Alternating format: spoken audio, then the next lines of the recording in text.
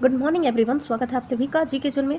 तो आज last day है हमारे प्रिपरेशन का, क्योंकि कल जो है जेबीएससी का एग्जाम्स है। तो आज हम झारखंड के प्रमुख वाद्य यंत्र को एक शॉर्टकट वे में जल्दी रिवाइज करेंगे, इसलिए मैं फ्रंट कैमरा से ही इसका वीडियो ही बना दे रही हूँ। पहला देखिए, तंतुवाद्य यंत्र किसे कहते हैं? तारों के कंपन से जो बजाया जाता है उसे तंतुवाद्य कहते हैं। तंतुवाद्य में क्या क्या आता है? एक तारा, केंद्रा, बनम, बनाम, इसी को कहते हैं भुवांग या फिर भुवंग, टुइला और टोहिला। तो देखिए, एक तार से निर्मित लौकी के आधे कटे खोल के ऊपर चमड़ा मड़कर बनाया जाता है, इसलिए इसे एक तारा कहा जाता है। और ये जो है सामान्य रूप से साधु संतों द्वारा भक्ति संगीत के रूप में इसका प्रयोग किया जाता है। दूसरा है केंद्रा या केंद्री, ये झारखंड का वायलिन कहलाता है। बहुत ही ईजी है, झारखंड का वायलिन कहते हैं, बहुत इंपॉर्टेंट है। ईजी बोल रही हूँ तो ईजी भी तो है। झारखंड का वायलिन कहते हैं केंद्री को, और यह जो है वाद्य यंत्र खोखले बांस की छड़ी पर सूखे लौके को खोल के बांधकर निर्मित किया जाता है, और इसके निचले भाग में नारियल का खोल या कछुए की खाल से बना होता है। इसमें जो है यह संथाल जनजाति का प्रमुख वाद्य यंत्र है। संथाल जनजाति का वाद्य यंत्र कौन सा है? केंद्री, जिसे जो है झारखंड का वायलिन भी कहा जाता है। अब भुवांग की बात की जाए तो ये संथाल जनजाति द्वारा प्रयुक्त वाद्य यंत्र है और लौकी के प्रयोग से निर्मित होता है, जिसका इस्तेमाल नृत्य और संगीत में किया जाता है। इस वाद्य यंत्र द्वारा धनुष टंकार के समान ध्वनि भुवंग निकलती है। नेक्स्ट है बनम। तो बनम क्या है? संथाल जनजाति द्वारा प्रयुक्त होने वाला इस वाद्य यंत्र का निर्माण नारियल को काटकर उस पर गोह का चमड़ा मढ़कर किया जाता है, जिसमें तार में कमानी रगड़कर, ये देखिए कमानी बना हुआ है, कमानी रगड़ने पर मोटी ध्वनि निकलती है एवं वायलिन के समान होती है। इसे बनाम भी कहा जाता है। नेक्स्ट है टोहिला। टोहिला क्या है? यह वाद्य कोमल स्वर वाले होते हैं और जिसके बजाने की प्रक्रिया जटिल होने के कारण वादक अब विलुप्त हो गए हैं। तो टोहिला के वादक जो है विलुप्त हो रहे हैं। इसके निर्माण में सूखी लौकी और खोखली लाठी का प्रयोग किया जाता है। सामान्यतः कोमल स्वर होने के कारण अन्य चर्म वाद्य के साथ इसे नहीं बजाया जाता है। ठीक है, तो चलिए नेक्स्ट है सारंगी। सारंगी जो है तंतु वाद्य यंत्र के अलावा सारंगी भी एक वाद्य यंत्र है, जिसकी बनावट बनम के समान होती है। हालांकि इसका आधार एवं ऊपरी हिस्सा बनम से अत्यधिक चौड़ा होता है। तो ठीक है, ये बनम के समान ही है, लेकिन ये थोड़ा सा चौड़ा होता है। इसके आधार को गोद में एवं ऊपरी हिस्सा को कंधे पर रखकर बजाया जाता है, और इसके स्वर का नियंत्रण उंगलियों के नाखूनों को तारों पर आगे पीछे करके किया जाता है। जैसे हम ये बजाते हैं, वीणा बजाते हैं, उसी तरीके से। सुशीर वाद्य, वैसे वाद्य जिसे फूंक कर बजाया जाता है, जैसे कि बांसुरी, शहनाई, शिंगा और मदन भेरी।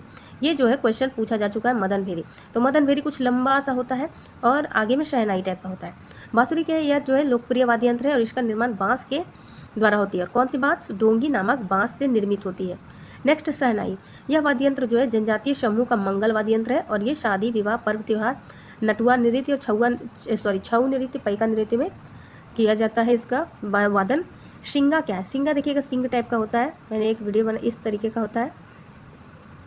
सिंगा जो है यह वाद्य यंत्र बैल या भैंस के सिंग से बना होता है और पशुओं के शिकार एवं छऊ नृत्य के दौरान इस वाद्य यंत्र का प्रयोग सामान्यतः किया जाता है। इसे सिंग के नुकीले सिरे पर छिद्र में फूंक मारकर बजाया जाता है। मदन भेरी, तो मैंने बताया मदन भेरी थोड़ा सा शहनाई टाइप का होता है, लेकिन बहुत लंबा होता है। इस तरीके से थोड़ा सा लंबा होता है और आगे में बिल्कुल शहनाई टाइप का इसका मुंह होता है, इस तरीके से। तो देखिए, यह वाद्य यंत्र का निर्माण लकड़ी की नली के अगले हिस्से पर पीतल की नली जोड़कर किया जाता है, जिसका वादन सहायक वाद्य के रूप में बांसुरी, शहनाई, ढोल इत्यादि के साथ होता है। अब ताल वाद्य यंत्र देखते हैं।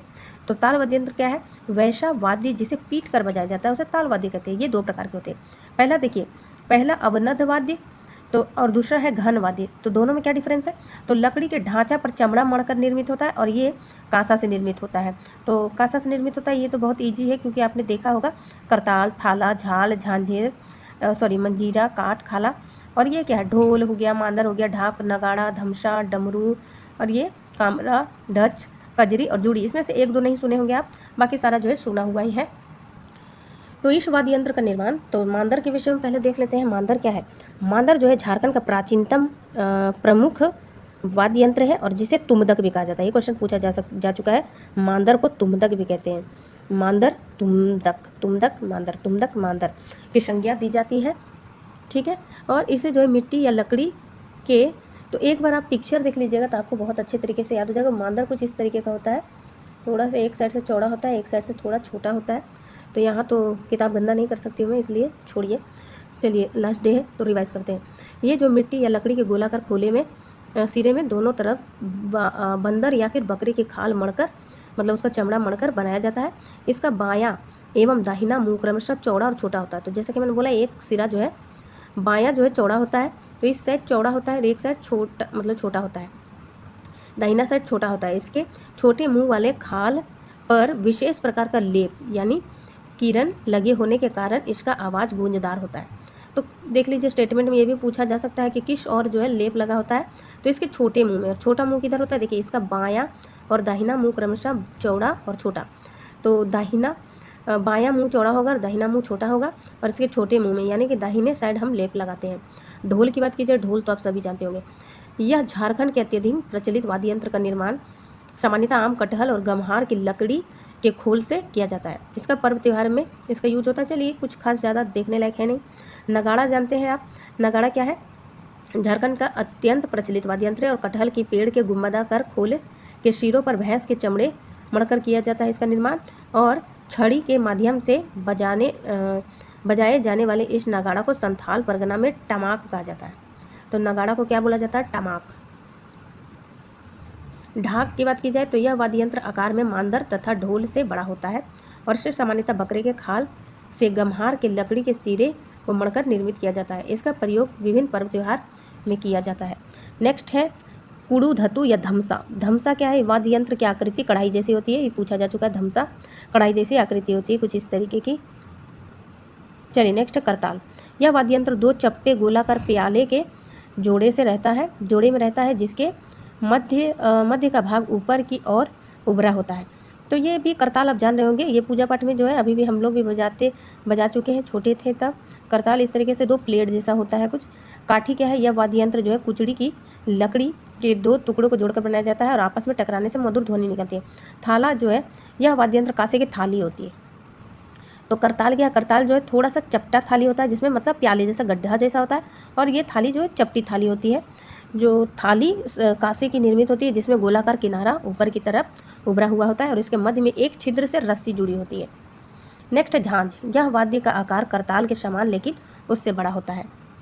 तो गाइस 9 मिनट की वीडियो में हमने झारखंड के पर्व त्यौहार का रिवीजन कर लिया है। वीडियो अच्छा लगे तो लाइक शेयर, चैनल को सब्सक्राइब कर सकते हैं। Thanks for watching. और ये वीडियो जो है जितना लोग देखते हैं उसका 10% लोग भी लाइक नहीं करते, तो प्लीज़ एक लाइक कर दीजिए, आपका इससे कुछ नुकसान नहीं होगा। तो बाय बाय दोस्तों, अगले वीडियो मिलते हैं। Thanks for watching.